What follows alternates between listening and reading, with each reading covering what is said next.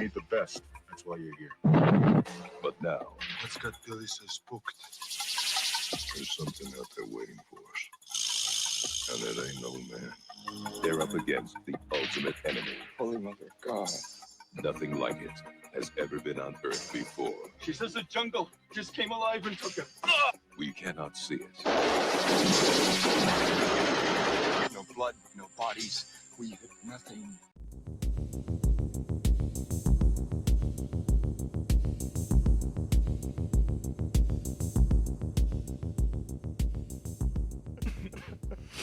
Classic summer movie, voiceover, and spoilers. Literally, you see Dylan Give the get entire waxed. movie away. And showing the alien, I know. like in the trailer. I know. It's interesting, but Yeah. yeah. Welcome to Movie Matters. I'm Kevin, I'm Jake. and today we're talking about Predator from 1987, starring Arnold Schwarzenegger. One of my favorite 80s movies as well. Another Arnold movie. I've seen this movie probably at least 10 times. It never gets old. What do you think, Jake? You've seen it before, right? So I saw it once when I was maybe 12 and hadn't seen it ever again. Are you serious? Oh shit! I mean, I liked it a lot. I have no idea why I never watched it again. Probably because it was on Laserdisc at my parents' house. Like, just never, got Typical around theme. to Yeah. that again. But yeah, I forgot how wild this movie is. And like, I feel like going into this, if you knew absolutely nothing, it would be a super cool twist on an action movie, which the trailer would have completely ruined for you. Because like the movie's structured so well, and like it's just like super interesting how they decided to build the plot of this movie. Yeah.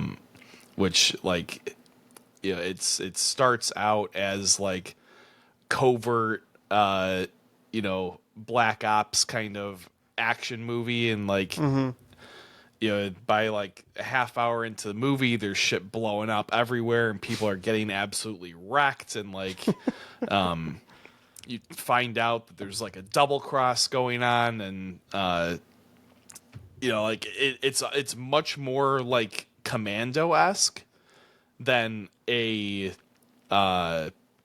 sci-fi thriller, which is what the movie turns into.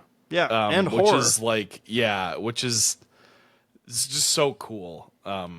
Like I wish that like I could go back and like not know jack shit about this and like absolutely like zero and watch it again and just get like blown away about like how it just turns into this like,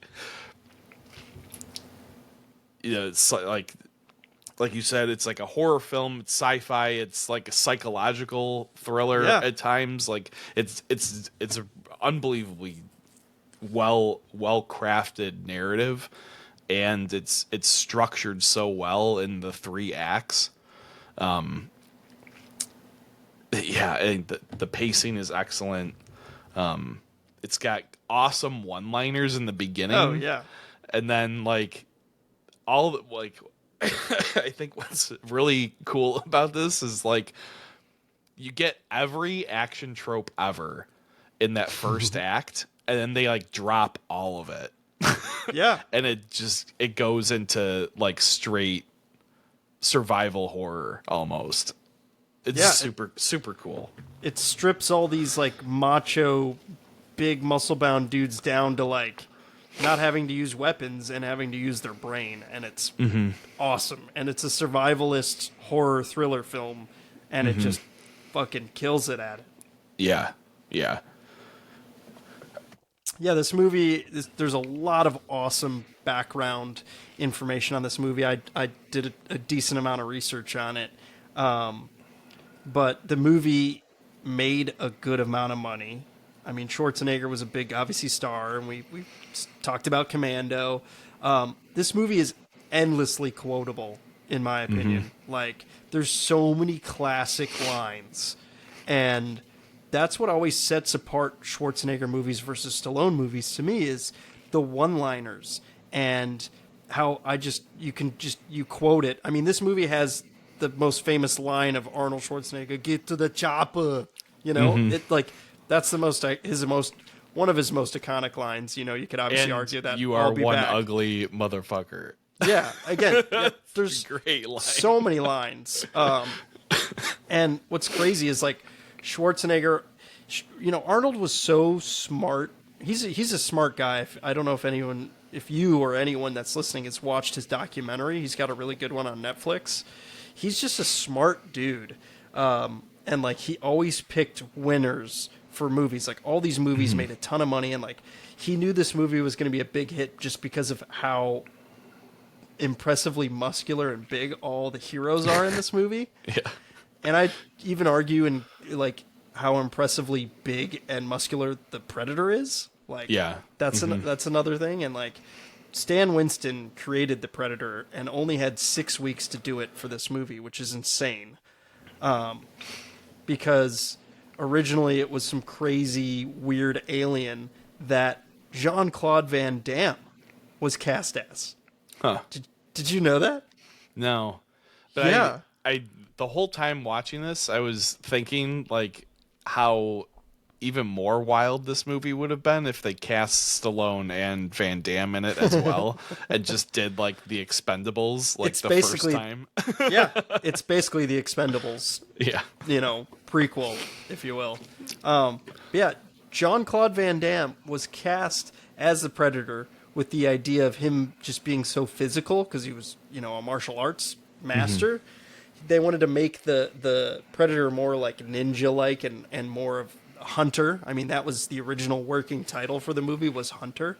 But the design was too cumbersome and difficult to manage, and they were in the middle of the jungle in Mexico, and it was hot as balls that he complained all the time. He'd pass out in the suit, and like he was just like, this is like my kind of like I want to make a movie and I want to be known in this movie, but I'm not. And, Van Damme's ego was kind of bruised by that. So they fired him from the film. Plus he was only 5'9", and they cast Kevin Peter Hall, who's 7'2", which is insane.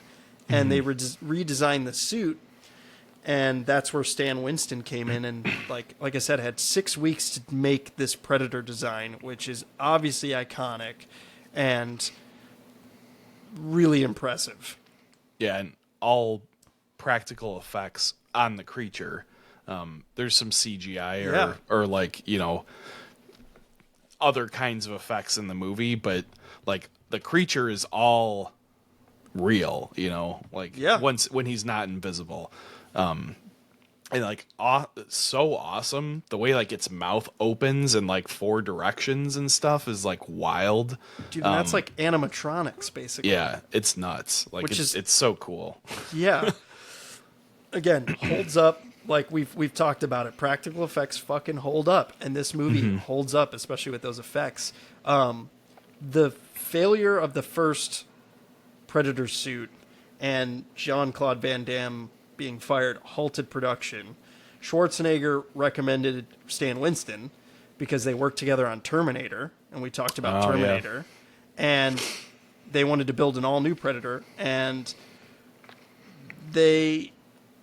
what's cool is like Stan Winston was like, look, this has to be like a real character. Like, let's put a real person in this suit as opposed to like designing a creature and doing animatronics with it and like, like a puppet type thing. Yeah, exactly. They wanted to make it easy ish, even though it wasn't. There was so much pressure for them to get this done because they were literally halting production until this Predator design was done. And so like Stan Winston had so much pressure and just like also didn't want to let Schwarzenegger down, and he didn't, and he knew the movie was going to be a hit because of like their design. And I think a big part of it, again, with kind of the horror aspect of it, is less is more. Like the whole beginning of it, you don't see the predator, and you get the shots from the predator's point of view, and that's really cool. Yeah, and there's a lot of shots just looking into the jungle for like an uneasy amount of time, you know, like where you're waiting to see something, you know, and like it never comes. So like it really puts you in the headspace of the characters, especially once they know that like they're being followed and being tracked. Stalked, like yeah, it's just really well done. Yeah. And the whole invisibility cloak, I mean, this movie was nominated for an Oscar for Best Visual Effects, but they didn't know whether to nominate it for makeup or visual effects, and they ended up nominating it for visual effects, which it didn't win, unfortunately. But like the whole invisibility cloak is super cool. I think the effect still holds up today, personally. It's not bad. Like yeah. it's pretty damn good, even by today's standards. Yeah. And like it's cool because it's like a ripple almost.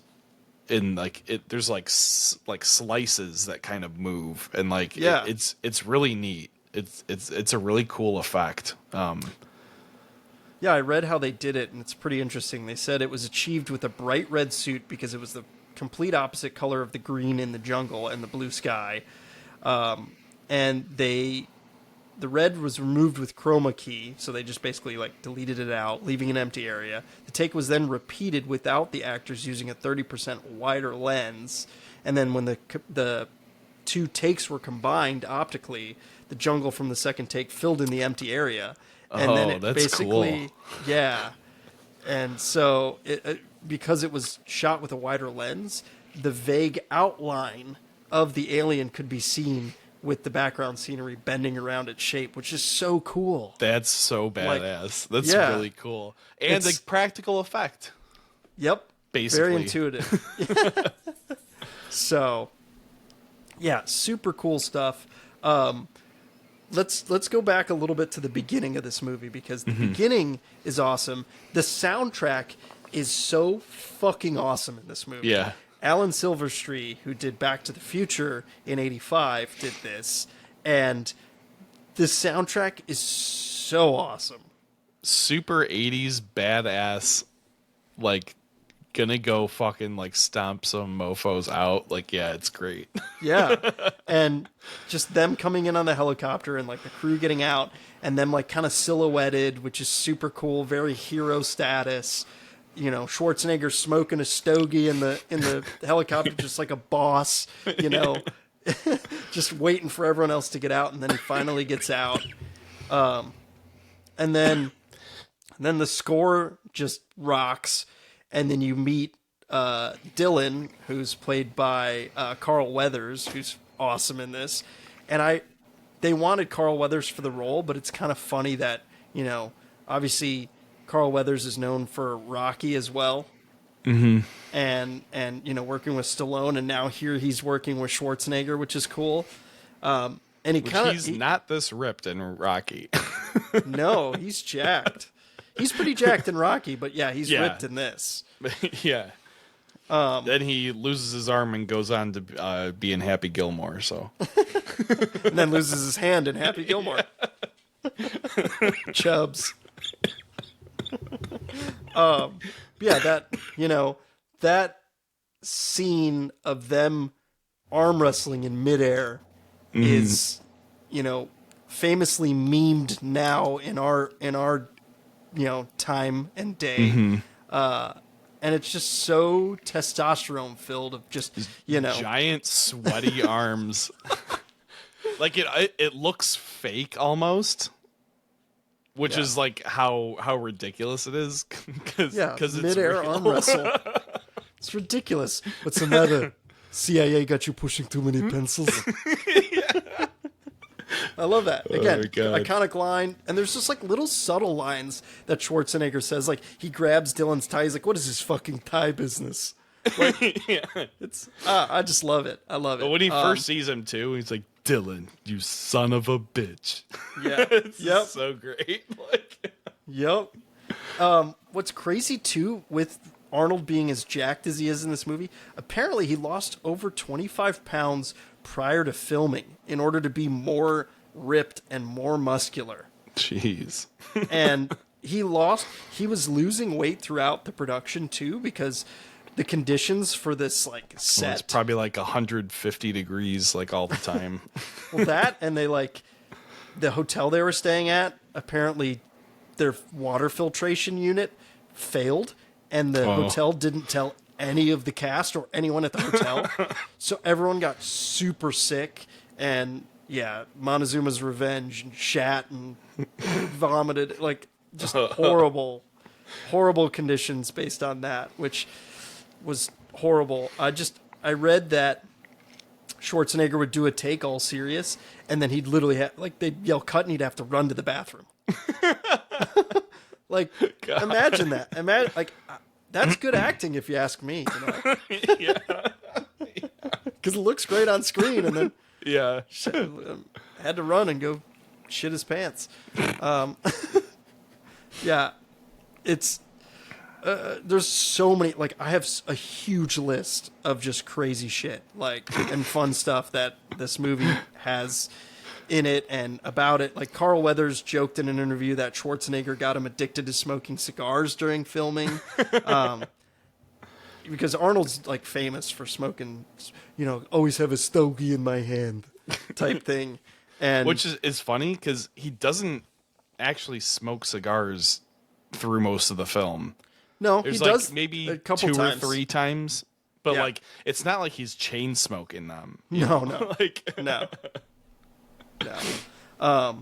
Then, you know, the film does a very good job of introducing this ragtag team of black ops guys. And, you know, you've got Little Richard's Longtail Sally, and it's, you know, very Apocalypse Now style of them in the helicopters riding into the jungle or flying into the jungle. And you meet these characters and the banter's really good between them. And McTiernan, John McTiernan, the director, who, side note, also directed Die Hard, and the third Die Hard, he wanted to make the camaraderie so authentic that he trained the cast together, like with weapons, with fitness and military training, 6 a.m. every day. And that training included like their hand signals that they do. Like they got them all like locked in and made them super like a tight knit group. And you can tell right away when they're like in that helicopter. You feel it, and you like I love these characters. These characters are great. yeah. Like they're all like a little goofy in like their own little ways, which is great. And like you can tell like right away like who are like the good like buddy pairs, you know, and like how they interact with each other and stuff, which is really cool. And kind of a big focus in the movie is like these like special bonds that like some of the guys have, but you know, with each other. And like it like makes you actually feel it like when everybody starts getting picked off, you know. So yeah, they do a good job of establishing that, and it really a very short amount of time. Agreed, and that's what I love about it. And it's got Aliens vibes, the James Cameron Aliens movie, where you get, you know, this ragtag team of soldiers, and you meet them for the first time, and you're like, they're cracking jokes, and you just like, oh, these people are cool. Like I can see myself as one of these guys or girls, and it's cool, and it's fun. And this movie's, you know, obviously does a great job of that. And I love. So, did you know that Hawkins, the guy with the glasses, is Shane Black? Yeah, I saw it in the credits, and I was like, holy shit! Like, that goes back to Lethal Weapon. Exactly. Yeah. So he's obviously known as a writer at this time. Wasn't big in acting, but pretty funny that he has these big nerdy glasses. And he's the nerdy one on the team, which is funny. But he's like the radio guy, right? Yeah, I think. He came up with all the coarse jokes on the Oh. film that he tells. And, you know, like, oh, gee, you got a big pussy. Like, all those stupid jokes that are actually pretty iconic and funny. They're all And- basically the same joke too, which is like, or that's the same punchline basically for every joke. But yeah, they're hilarious. Yeah. He's really funny. And what's cool is he, in his free time on set, he was writing the screenplay for The Last Boy Scout, which you've seen that movie, right? With Bruce Willis? No, I have not. With what? No, I don't way. think so.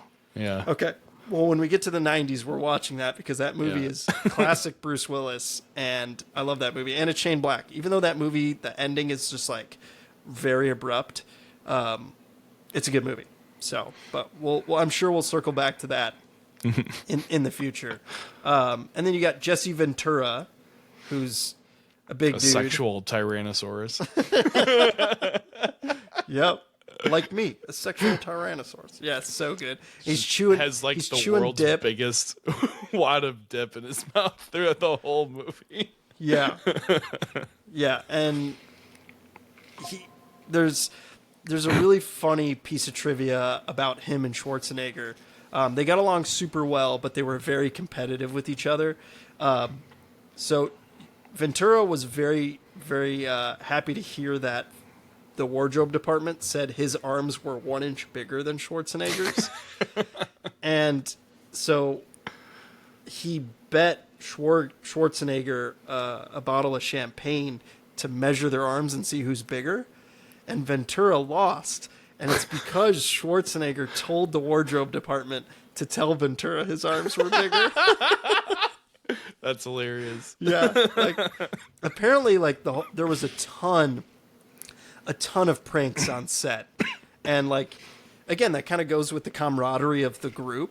They're, you know, like at one point, Ventura pulled a prank on Schwarzenegger by pouring water all over himself while at the gym before Schwarzenegger arrived, and like Schwarzenegger thought, you know, because Ventura's like drenched in all the sweat that he's been working super hard, and so they basically started arriving 1 hour earlier each time to like kind of one up each other, which is hilarious.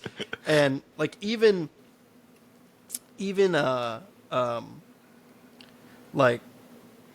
Carl Weathers would work out, but he would like not work out with everyone else. He would kind of hide his workouts. So like people think he wouldn't work out. He wasn't like working out, but yet he'd be massive. There's just a lot of, again, it just kind of goes to show the testosterone level of this movie and like the machoism of this movie and who's got the bigger muscles, who's got the bigger guns. It's Obviously entertaining. Jesse Ventura wins that with the minigun. Yeah.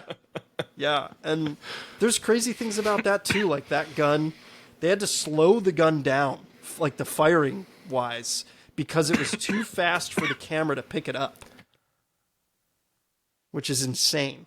I also think a fun piece of trivia is like the Green Berets that are skinned alive, you know, Jim Hopper.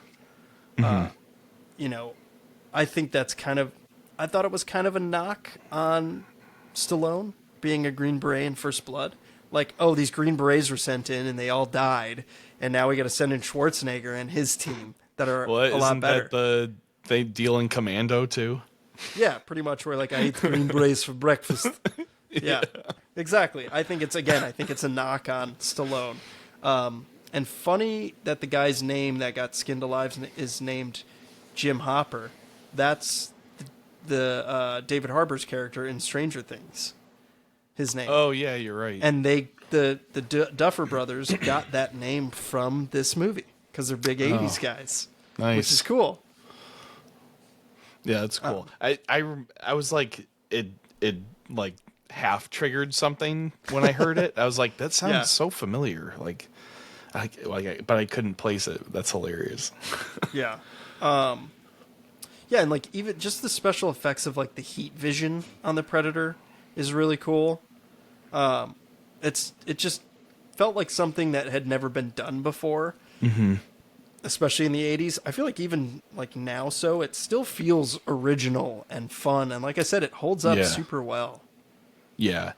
And like even how they changed it from when it's wearing the helmet versus when it takes the helmet off, and it's like a different kind of like spectrum is really cool. And just like one of those like little things that's like not necessary, but it like builds the lore around this creature, you know? Yeah. That like the helmet does something for it, you know, like instead of just looking cool, you know, like it's just, there's a lot of like those little kinds of things, like even the ending with the like computer on the wrist that like counts down and nukes wrist itself. nuke. Like it's just like there's a lot of those like little unexplained things about the creature that like do world building in like a really cool way, but also don't like they actually do a good job of not over explaining and like ruining the like mystery of what's happening, you know. Agreed. I feel like sometimes they try too hard to explain everything that's happening, and it's like, yeah, it makes sense that this group of guys in the jungle being picked off one by one aren't going to learn a goddamn thing about this thing that's trying to kill them. You know? Like, so like it's done very well in that sense. Agreed. Less is more, like I said, and that adds to the horror aspect of it because you don't know what the hell's killing these guys, and it's got that slasher vibe to it where they're getting picked off one by one, and that adds to the mysticism of the creature and the fun nature of the movie, and it makes you invested. You get super invested. You're like, you almost feel like you're in the jungle with them, which is super cool. Yeah, and like the cool part I think about the Predator is that it's basically a sports hunter. Like it's doing this just to like collect skulls, like apparently. Like again, we don't really know why it's doing this, but you can tell that it's doing it for like shits and giggles, basically. To show its dominance, which it's is machoism. like, yeah, right. And like it's a cool take on kind of the slasher trope because it's not out for revenge. It's not out for, you know, some kind of like supernatural, you know, reason. It's like this thing that like apparently just goes and does this like on the weekend or something, you know. Like it's an interesting way to like frame the killings in the movie, you know, rather than all the typical reasons. And really the only little tiny backstory you kind of get is when Anna, the like hostage that they have, and I like they kind of have her as a hostage. I don't even know what to like call her in the movie, but like she's like, oh, like my ancestors have said that like this only happens, you know, on the hottest of, you know, years or days, and they're like, and this summer it grows the hottest, and that's when the Predator comes out. Yeah, and like, because you in the very very like opening title sequence, you see like a ship coming drop down, it off and drop the kind of Predator like, off. Yeah. And then you get like the stars with Predator or whatever, and then no allusions to anything with space again until you know you forget about it, right? Like very quickly, and I think they do a really good job of like whiplashing you into the action sequence of like Act 1, and even like because that I think that's why it's so successful at kind of throwing you for a loop, is because they whip you so hard into the like Black Ops clandestine, you know, we gotta go get the hostages, and then it turns into like this big like Russian military kind of like incursion thing, and then you find out that Carl Weathers has been setting them up for this like massacre, and like you cooked up a story. Yeah, I love that there line. is no hostage. There never was a hostage or whatever. He tricked them into go doing his dirty work for them, basically. And then like, it becomes basically like an extraction mission. So they're trying to get, the one survivor, who's this girl, out to like press her for information, and everybody's kind of pissed at Carl Weathers, and he's kind of pissed because they didn't go along with his story or whatever, and then the Predator shows up and like starts hunting them, and it's like, oh shit, yeah, I forgot that there's like this section of the movie, because like that like action scene where they take down that like military installation is usually like the climax of most 80s action movies, like it's like this huge production with like shit's exploding everywhere, and they're fucking noob tubing the shit out of everything. Like it's awesome. Yeah. It's like, all right, let's go to the helicopters. Then this thing comes out of nowhere and starts gutting them. Yeah. And honestly, in that whole scene where they blow up that village, there's some of the best one-liners, like where he throws the knife. And I think I do a very good impression of his noise that he makes. He's like, yeah, and it goes right into the dude. And he's stick around, which was improvised by him, which is super cool. And then him opening the door and going knock knock, and then fucking shooting a rocket into the dude and sending him out of the fucking hut. It's hilarious. And then you got the other characters doing cool lines too. You got Jesse Ventura saying, "I ain't got time to bleed," which is awesome. And then the other guy, Poncho, being like, "You got time to duck?" Like, super cool. Like, I love that. And it's awesome. In that scene when they start the assault, like Ventura stands up, like pulls his minigun out, like takes like the most casual, like giant dip spit of his life, and then just lights the minigun up. Like, it's so badass. Yeah. But then, I think I mentioned the pacing. I think the pacing in this movie is unbelievably good. yeah, and it's longer than most the movies we've been talking about too. Yeah, which it doesn't feel like it at all. No, not at all.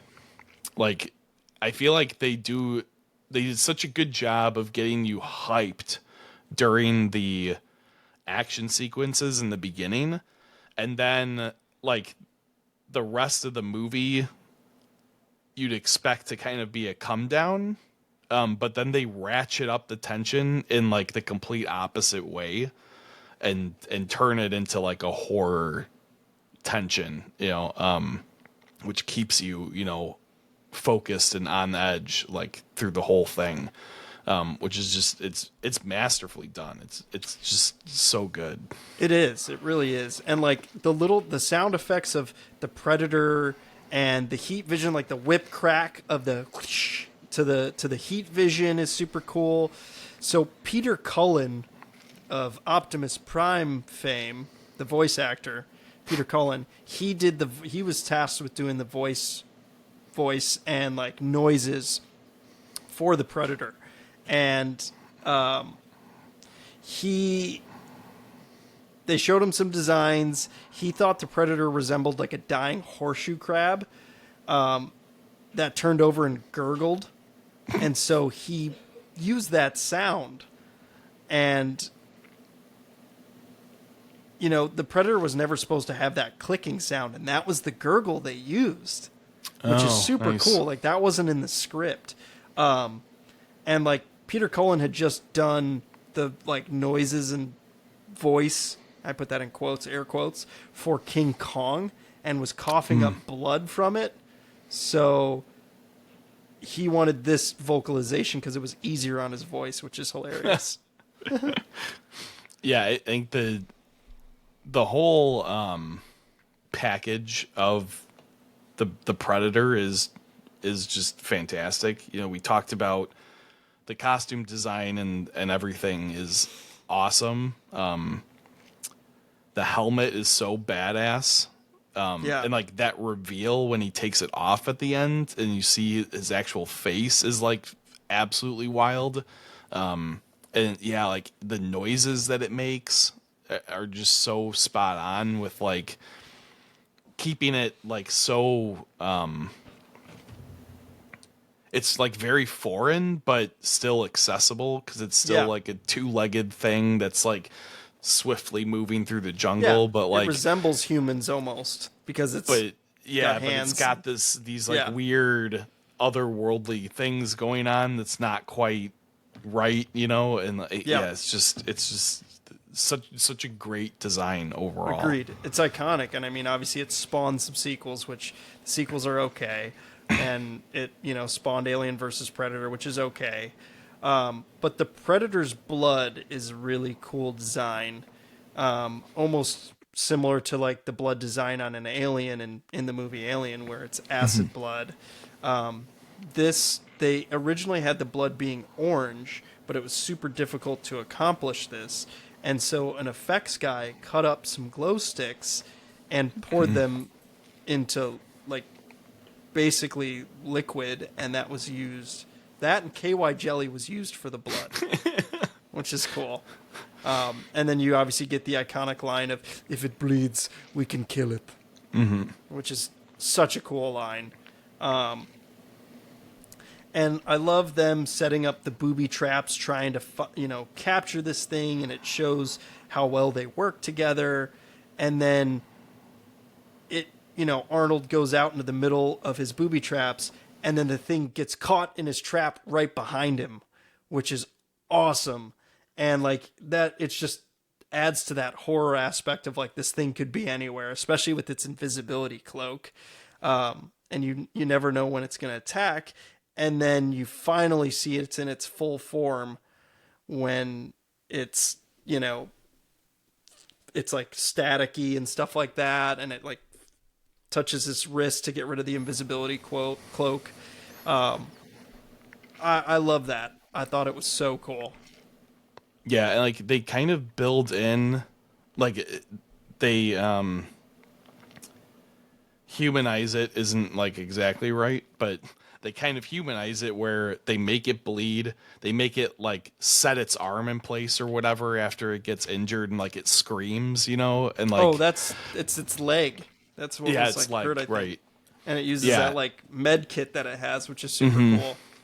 So like they do a good job of not making it like this invisible, unrelenting kind of thing that like immortal, right. Yeah. Jason Voorhees gets killed and then comes back from the dead style. Right. Yeah. It's like it makes it it helps you root for the team, a little bit, where it's like, oh, they really can, kill it. Yeah, and they're the underdogs, which is kind of cool. Yeah. In a sense, where it's like these massive guys, these masculine dudes, they're the underdog kind of, and it kind of demasculine it, like makes them less masculine in a sense, which is, I don't know, it's interesting. And McTiernan does that on purpose. Yeah, because we talked about that with Die Hard too, where Die Hard subverts a lot of the macho tropes. And this movie does as well. Though it doesn't necessarily subvert them, it just rips them away. Yeah, and there's another good point where they're firing into the jungle because Mac is trying to kill what they think is a bad guy, and they don't know it's a predator yet. They are just shooting up the jungle, and Mac's got the minigun, and they're just like destroying it. And basically, like, people are so, in the 80s, were so mesmerized by guns on screen, and he wanted to do that where it's just like they're shooting all this shrubbery, and the second they stop, they're like, yeah, we hit nothing. And that's literally to show, like, how, I don't know, just like, again, it kind of demasculinizes them and strips away, like, oh, these guns really help them a lot, and it didn't in that situation, which is funny. And, you know, it's kind of a McTiernan signature, like you said, with Die Hard. Yeah, and then, you know, all the guys start dying, and then it's basically, like, I love when Billy gets killed. He's just like, I'm going to face this predator like a man, which is super dope. You know, they all die, basically. Spoilers. And then it's just Schwarzenegger, and it's one-on-one, and it's so cool, where it's just, you know, just him trying to survive and without weapons. And he has to make bow and arrow and make these booby traps, and it's really interesting seeing him do that. And well, earlier in the movie, when most everyone is still alive, you know, they're setting up some like rudimentary booby traps, and I don't remember who it is, if it's Jesse Ventura or it might be Carl Weathers, but one of them says, like, you think this Boy Scout bullshit is gonna actually work? Yeah. I love that. But then that's what basically the whole end sequence with Arnold by himself is him setting up these like Boy Scout booby traps, you know, to try and kill this thing. Which, and like, I mean, only a few of them actually work correctly, which I think is cool and adds to the tension. Especially at the big iconic moment where he crawls through the tunnel and he's like laying at the tree and he's like, come on, kill me, you know, I'm right like, here, come on. Yeah, I love that. Thing notices the spikes and walks around. Yeah, and I like that. That subverts expectations too. It's like, it's not a fucking idiot, but then it's standing above that tree. It's ironic that it gets killed by a tree basically when it uses the trees to its advantage. Yeah, and I think that's a pretty cool fact. And I love how they cover him in mud, and I think that's such a cool thing, which Mythbusters apparently debunked that, and that doesn't stop your heat because the temperature eventually from your body changes the temperature of the mud. So, but it's a movie. We'll accept it. And it's pretty cool, a pretty cool idea. And you know, there was a lot of hardships on the set for this movie. So, like, there were a lot of leeches for, like, when Schwarzenegger goes in that, through the waterfall and stuff in that water. There was leeches in the water. There were snakes. Like, their set was infiltrated by a bunch of poisonous snakes, which is crazy. Stifling humidity because it was super hot and, like, super rough terrain. All the night scenes that were filmed with Schwarzenegger were super cold temperatures, like... And the mud was pottery clay that was used, and that was super wet and cold and didn't help Schwarzenegger. So basically, they would just give him alcohol and make him drunk to like be warm, which is hilarious. And again, there was more like on-set pranks, and even like there's a time where the special effects team put a bunch of frogs in Stan Winston's like hotel room, and Stan thought that the prank was done by Schwarzenegger, so he put them in Schwarzenegger's room, and then that was literally right when Schwarzenegger's then wife Maria Shriver was coming to visit, and she like opened the door and saw all these frogs. I was like, what the fuck, get me out of here. Which is cool. And like what's funny is Stan Winston always thought it was Schwarzenegger, and like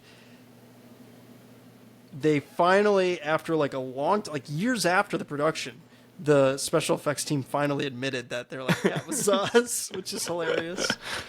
So I love that story. This movie is super violent too.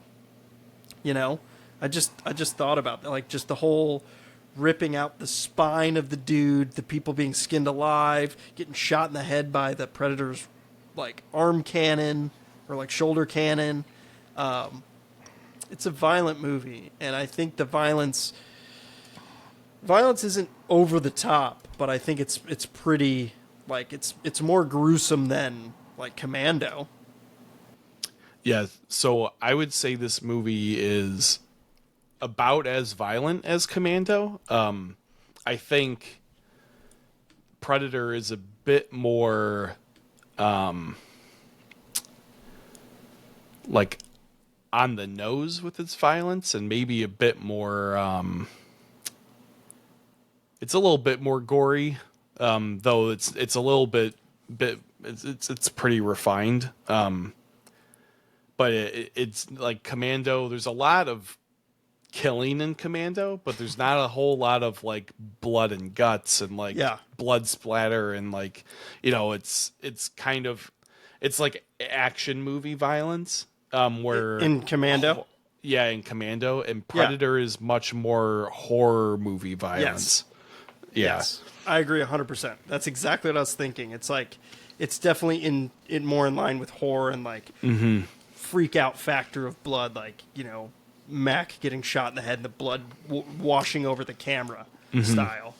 I it's funny because in this movie there's the body count is 69 humans, and they're pretty much all from Schwarzenegger, and it's really all from the scene where he's they're taking over that village and trying to, you know, rescue those hostages.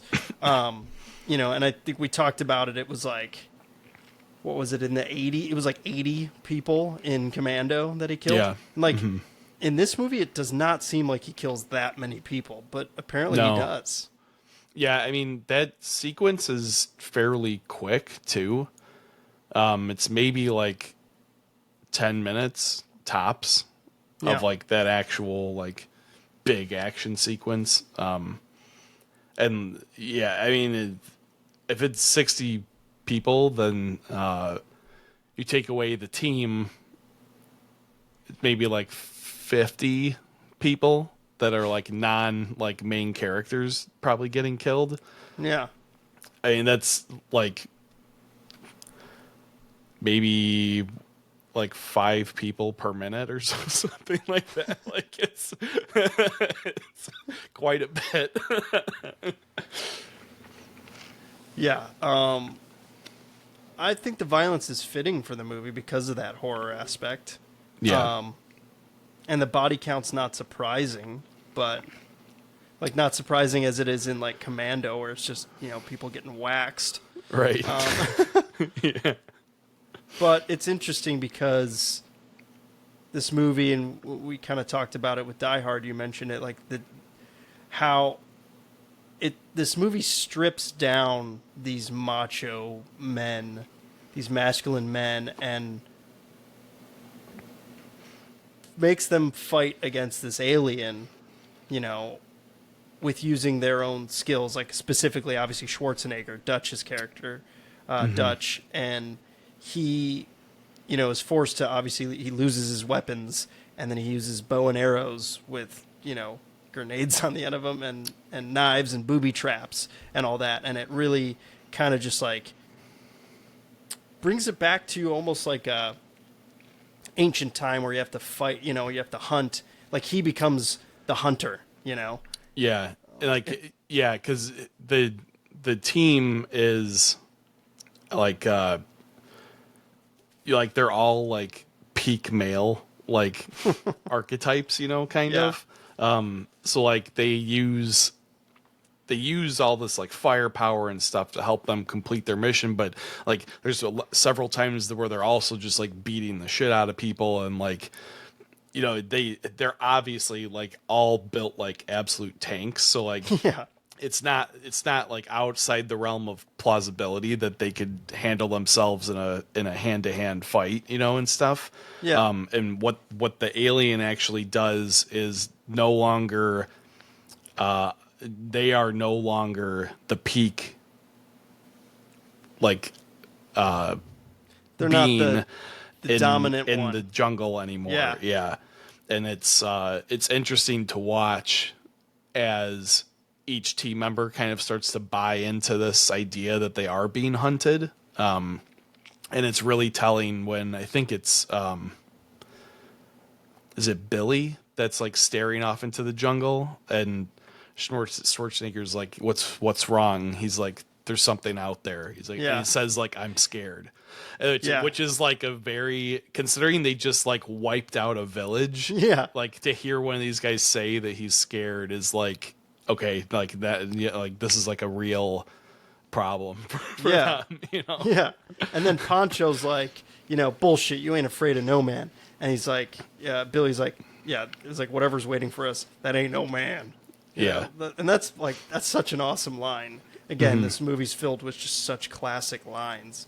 And then speaking of like demasculinizing these characters, John McTiernan, who we love of Die Hard fame, Die Hard 1 and 3, he always thought that, I mean, this is true, especially in this time, like audiences had such a fascination with guns and seeing them fire on screen. And it's, it's sexy and it's fun and it's action. And he, wanted to make that scene where they're just firing into the jungle at the predator and thinking, they don't even know what the hell they're firing at. And they all just join and they're just like, oh yeah, let's just shoot at nothing. And like what's interesting about that is because they basically do the same thing in the village, right? They're all just unloading their guns and like killing all these people and stuff.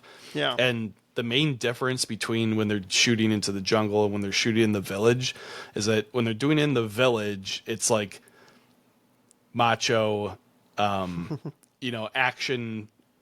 stereotype kind of thing. When they're doing it in the jungle, they're all scared shitless. And it's very much a different reaction. And I would even say it's even portrayed as like they're all in much less control in the jungle shooting sequence than when they are, like wiping out that camp.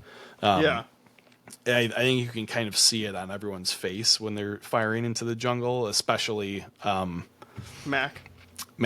Because they're all, I think, in like a panic versus when they're taking that camp, they're all very like zoned in and like, ready to rumble, Yeah, that's a good point. They're just like neutralizing all these dudes, and then all of a sudden they're just crazy rapid fire shooting rockets and stuff, and like the minigun into the forest/jungle. That scene's interesting because it's just like, oh yeah, a lot of firepower, but it really and like watching it as a kid, I'm always like, oh, that's a cool scene, like just like unloading, and then it's just like we hit nothing, and you're just like, what? Yeah, and I think it's interesting too because it goes on for like just a bit too long.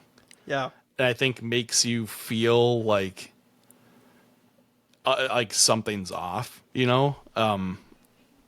Like I don't know how to explain it, but it's just like a couple beats too long of them just like aimlessly shooting, and it shows them reload a few times, which is also an interesting point, which like never happens in action movies. Yeah.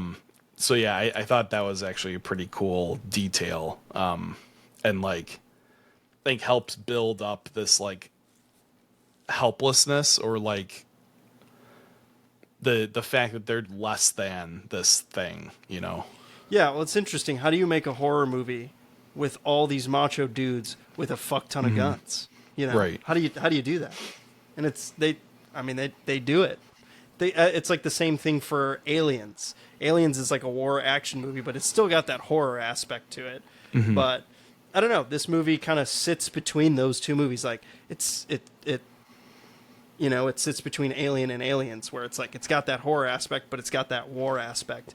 But it finds the right middle point for that.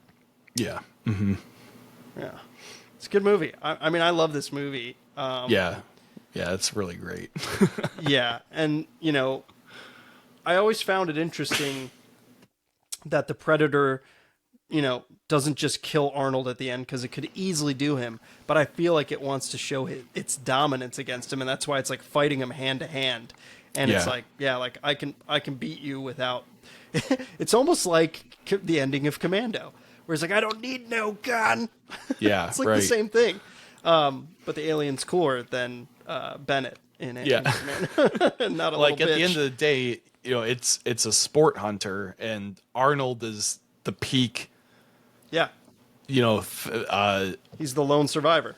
Right, and he's made it this far. I think to your point, there's no sport in it if Arnold doesn't have any of his equipment. So I think it does kind of make a conscious decision near the end to be like, okay, I'm going to go hand to hand with this guy and see what happens. Yeah, it's like, this guy's the big shit. He's the leader. He's the biggest one of them all. And, this is what I'm here to do, is just to show I'm a hunter and I'm going to kill all these guys. And so, it's super interesting. And I always found that interesting. I think the last 2 or 3 people are all hand to hand, or at least close quarters. Is Billy fights it with a machete. Yeah, but I think it uses its. We don't see what happens to him. I don't think, but which I like. I like. Yeah, that's actually pretty cool. It makes you just wonder. Hear him scream. Yeah. And then Carl Weathers gets his arm ripped off. Yeah, but he's still firing his gun and gets fucking knifed. But the alien takes him close. He doesn't use his arm mounted or shoulder mounted rocket laser thing or anything like that. Yeah, which is also, I think, shows the shift that it's moving towards more. It's escalating the danger, to make it more enjoyable or something, Yeah, and it's in an action movie with Arnold, you're not, it's you're not gonna not have a hand-to-hand combat between Arnold and the bad guy. You have to, and of course they do it as an alien in this one. And what's funny is, they wanted to make there was kind of a running joke about the Rocky movies, about who the hell is he going to fight next? The president or an alien? And then they're like, well, that's a good fucking idea. Let's do Arnold versus an alien, which is awesome. I mean, yeah, it's basically what they do at the end is they box. Yeah. So, yeah, I mean the nuke, the wrist nuke is super cool, and it laughing is just so maniacal and just I've still won, which is pretty crazy, even though it doesn't. But it's, I don't know, the end. Yeah, it's a really cool ending, and I don't know if we talked about the runtime at this juncture, and we could probably edit it if we haven't or have. But this movie, hour and 47 minutes. And most movies in the 80s, an hour and a half. It feels longer than those movies we've been watching. Yeah, but it doesn't feel bloated or too saturated. No, it's well paced, like we talked about. Yeah, it does feel longer, but I think only because there's more content and relevant content. So it's not a bad thing. Yeah, agreed. And then, you get the end credits that are like a sitcom from the 80s. And, there's some video out there that they put some lively music to. Again, we've talked about how all these 80s action movies have these crazy, upbeat, just hilarious 80s music. They're well, after that doesn't fit. Mutilating hundreds of people, it's just it's power ballad that's going on we in Commando, they're just flying the plane in a circle, playing this 80s stadium rock thing. It's okay, yeah, they literally could have done that. They could have done that in this, and I would have not been mad. Yeah, especially with those everyone. Turning to the camera and being hey, I'm this character. Mm-hmm. You got Shane Black reading a newspaper, whatever. Which Arnold's the only one that doesn't do it. They just took a shot from the actual movie. Yeah, I don't which know. I thought was love kind it. of funny. Yeah, I love that. He was probably And they're probably like, okay, look up at the camera. And he was like, no. go get me a cigar. I highly recommend this movie to everyone. I mean, this is one of my favorite movies. I've seen it so many times, and it just holds a special place in my heart. And it's cool. It's why I appreciate this podcast, because it's cool coming back and actually analyzing these movies, especially ones I've seen so many times. Yeah. And kind of diving deep into it, looking into the trivia of it, and seeing what makes it 80s and what makes it fun and what makes it different than the other movies we've watched. I love doing that. And this podcast makes me appreciate that. And I hope whoever's watching or listening appreciates it as well. Yeah. So thank you if you are, and if Yes. you do. Thank you. We got one more movie coming up on our Jack's January. It's a Stallone movie, and just because we're doing one more doesn't mean we're gonna stop doing more Schwarzenegger or Stallone movies. There's plenty of 80s schlock out there that they're in. But the next one's Tango and Cash, which we've both never seen. So that'll be exciting. And I don't even know a goddamn thing about it, so Same, it's going to be fun. and I can't wait. Yeah, I just know that it's Stallone and Kurt Russell. So, and they're great. So It's Kurt Russell, another 80s icon, so Yes. that'll be fun. yes, we got more from him coming up too, like The Thing, for example, and Escape from New York. But yeah, well, and then after that, we're gonna change pace to something fun. Really abruptly change pace.